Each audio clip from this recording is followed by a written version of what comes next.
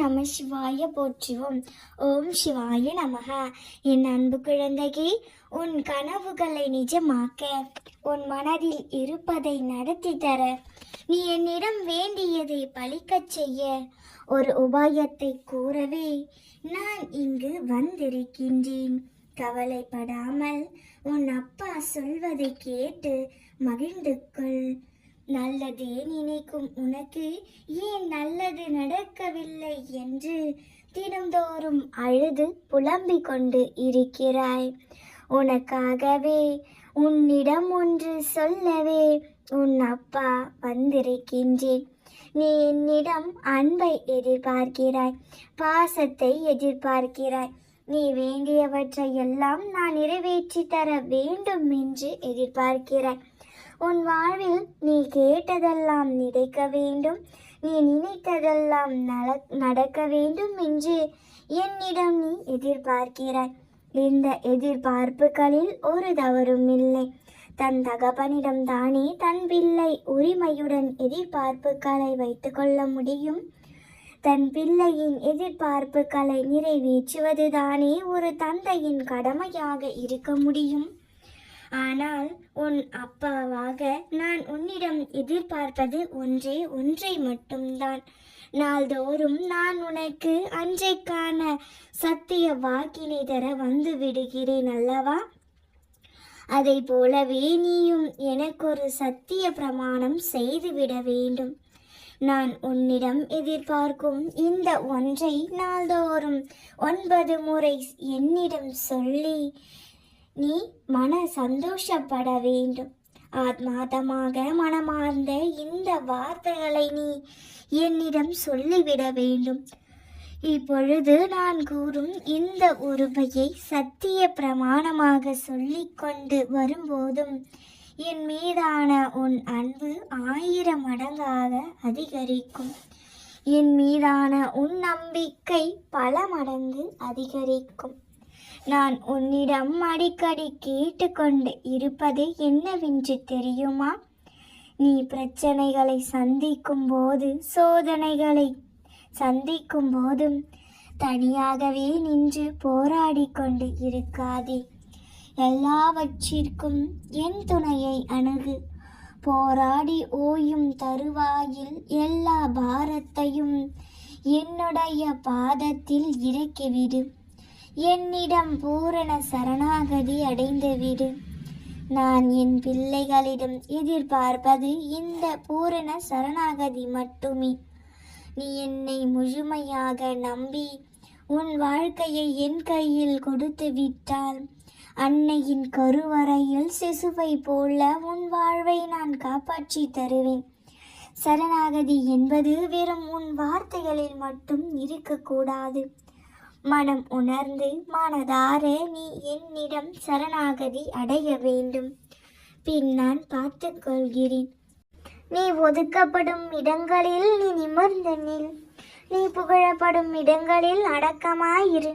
நீ விமர்சிக்கப்படும் இடங்களில் மௌனமாயிரு. நீ நேசிக்கப்படும் இடங்களில் அன்பாயிரு. உலகம் உன்வசமாகும். வெறும் பெருமைக்காக எதையும் செய்யாதே. உன் மன நிறைவுக்காக உனக்கு பிடித்ததை பெருமையோடு செய். பிறரை பற்றி விமர்சிக்கும் முன்னர் நாம் அவரிடத்தில் இருந்திருந்தால் சரியாக நடந்து கொண்டு இருப்போமா என்று யோசித்துப்பார். அதன் பின்னர் உன் மனம் சொல்லும் பிறரை பற்றி விமர்சிக்க உனக்கு என்ன தகுதி இருக்கிறது என்று உனக்கு வரும் விமர்சனங்களையும் கருத்தில் கொள்ளாமல் கடந்து கொண்டே இரு. உன் எண்ணங்களும் உணர்வுகளும் சிந்தனைகளும் சொற்களும் செயல்களும் உன்னை சுற்றியுள்ள மனிதர்களுக்கு நல்லது செய்யும் எனில் இறைவனை நீ தேட வேண்டிய அவசியமில்லை. இறைவனை உன்னை தேடி வருவார். குழந்தையே, ஒன்றை நீ நன்றாக புரிந்து கொள்ள வேண்டும்.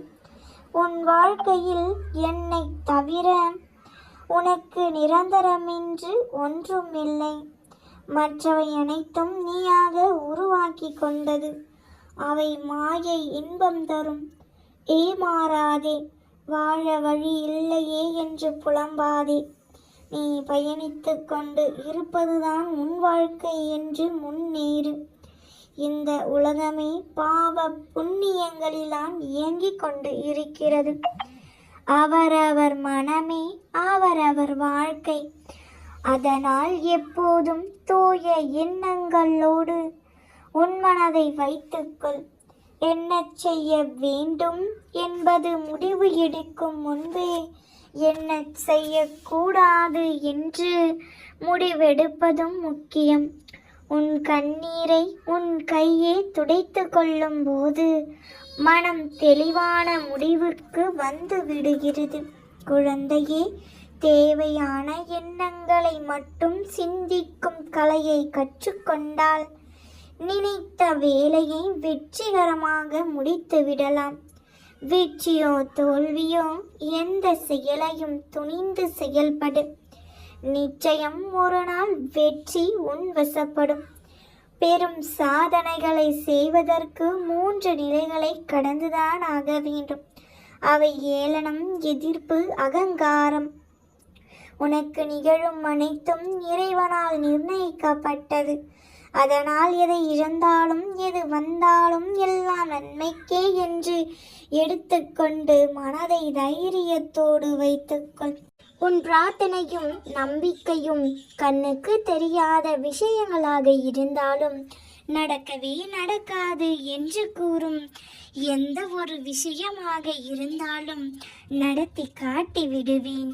நீ வெகு நாட்களாக காத்திருந்த விஷயங்களை நான் நடத்தி காட்டுவேன். இன்று உன் குழப்பங்கள் தெளிவடைய போகிறது. நீ எதற்காக கவலைப்பட்டு கொண்டு இருந்தாயோ அது விரைவில் நடக்கும். எந்த நொடியிலும் மாற்றம் நிகழும். நினைத்து கூட பார்க்க முடியாத அளவிற்கு அதிசயம் நடக்க போகிறது. என் பிள்ளையே, நம்பிக்கையோடு இரு. காலமும் நேரமும் உன்னை தேடி வந்து கொண்டு இருக்கிறது. மனம் தளராதே. உன் அம்மா நான் இருக்கிறேன். ஏதோ ஒரு உறவின் அன்பிற்காகவும் ஆறுதல் வார்த்தைக்காகவும் உன் மனம் ஏங்கிக் கொண்டு இருக்கிறது. கவலைப்படாதே, விரைவில் அது நடக்கும். சூரியனின் ஒளியை போல நீ பிரகாசமாக இருப்பதற்காகத்தான் நான் உன்னை வழிநடத்தி செல்கிறேன் என்பதை நன்றாக புரிந்து கொள். முட்டாள்களுடன் விவாதம் செய்வதை விட்டுவிடு. நான் தான் முட்டாள் என்று ஒத்துக்கொண்டு சிரித்தபடி நடந்துவிடு. எப்பொழுதும் புலம்பிக் கொண்டே இருக்காதே. எனக்கு என்ன கவலை என்று சொல்லிப்பார். உனக்குள் தைரியம் பிறக்கும். என் தங்கமே, உன் பலம் எது என்று தெரிந்து கொள்ள வேண்டுமா? அது எப்படி என்று உன்னால் அறிய முடியும். எந்த செயலாக இருந்தாலும் தனியாக செய்ய கற்றுக்கொள். தோற்றுவிட மாட்டாய். நீ தோற்று விடுவாய் என்று எதிர்பார்க்கும் நேரத்தில் நீ எழுந்து நில். அவர்களின் கண்களில் பயம் தெரியும். அதுதான் உன்னுடைய முதல் வெற்றி. வாழ்க்கையில் முன்னேறி வர வேண்டும் என்றால் நீதான் முயற்சி செய்ய வேண்டும். உன் வாழ்க்கையில் உயர்ந்த நிலைக்கு வர உன் பெற்றோர்களை மகிழ்ச்சியாக வைத்து கொள்ள வேண்டும். இவை மட்டும் உனக்கு மிகப்பெரிய வெற்றியை தேடித்தரும். உன் அம்மா என்றும் உன்னை ஆசீர்வதித்து கொண்டுதான் இருக்கின்றேன். நல்லதே நினைத்து எல்லாவற்றையும் செய்து வந்தால் நிச்சயம் உனக்கு நல்லதே நடக்கும். உன் கஷ்டங்கள் எல்லாம் மறந்துவிடு. உன் வசந்த காலம் ஆரம்பமாகிவிட்டது. மகிழ்ச்சியாக இரு. அப்பொழுதுதான் உனக்கு தைரியம் கிடைக்கும்.